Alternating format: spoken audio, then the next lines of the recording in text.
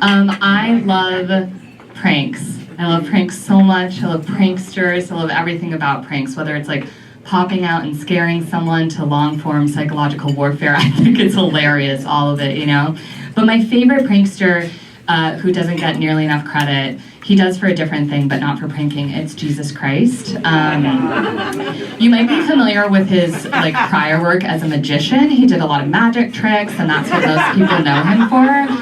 You know, he had big prop work, you know. He turned loaves and fishes into more loaves, and the plural of fish is fish. It's not fishes, so you shouldn't say that. Water into wine, that was a really popular one. We all really like that. And then David Blaine actually adopted the optical illusions from him because he just walked on a board, and they're like, he's walking on water, and so it's so fun, you know. His magician work, his little magic tricks, those were really cool. But nobody talks about his pranks, and that's what I fucking love about Jesus. Such a prankster. My favorite one, oh my god, you guys are gonna love this if you haven't heard about it yet. My favorite one that he did is he died and then he came back. And the thing about that though, it's that wasn't even the part of the prank that I thought was so genius. It's that he deadass died, and then he deadass returned, and then even after he returned, he was like, psych, I still am not gonna hang out with you guys. I'd rather be a zombie floating up above than dwell on Earth with this crew, you know? And as I'm saying this out loud, I realize I don't think it was a prank. I think he did the inner work. He's read the self-help books, and he was they ask a lot of me, you know? And Peter has a crush on me, and that's a lot of pressure, so I'm freaking out. I think that was the original ghosting. He was Peter was I love you, and he was I've died, and that's that. Thanks for walking with me on the prankster's journey.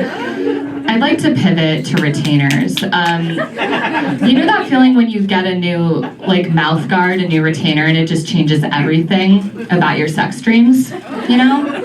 I have a lot of dental issues, okay? It's I'm a mouth breather, very sexually attractive. I'm a tongue thruster.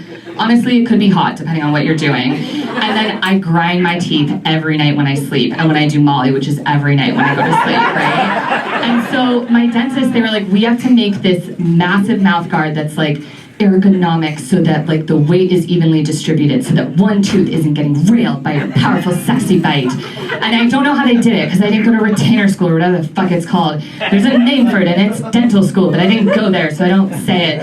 And so they make this hockey mouth guard bane thing for me, and this thing is so big. And remember I said I was a mouth breather, that the only way for me to breathe at night was for my tongue to subconsciously flick that shit out of my mouth. And so they were okay, we have to solve this problem now. And so they drilled 3 holes in the retainer so that oxygen can come in and drool can surely dribble out, right? It's very hot, it's very hot. So now, when I dream, I have such a big slobbery fucking kebab in my mouth. It's such a mess that my sexual fantasies, my private pleasure palace, my wettest of dreams are about sucking dick. And I just can't believe that my retainer has become a tool of the patriarchy.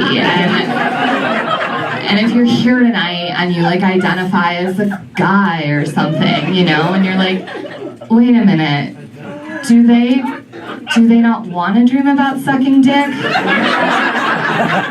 that leads you to the next part is do they not want to suck dick? Better late than never, allies. Welcome to the table. It's really good to have you here. I don't know if I have time for more Jesus. Do I? I haven't seen the light. I don't have any friends here tonight, so I haven't seen the light. God, I haven't seen his prank. That's why I'm wearing this jacket. All my friends bailed, and I'm at least gonna go for 3rd place and try to get that bucket of fries. So that's a shameless plug. Okay, I really don't know if I've seen the light, and I don't want to go over it, but I love you guys, and Jesus loves you too, and you've been great. Thank you so much.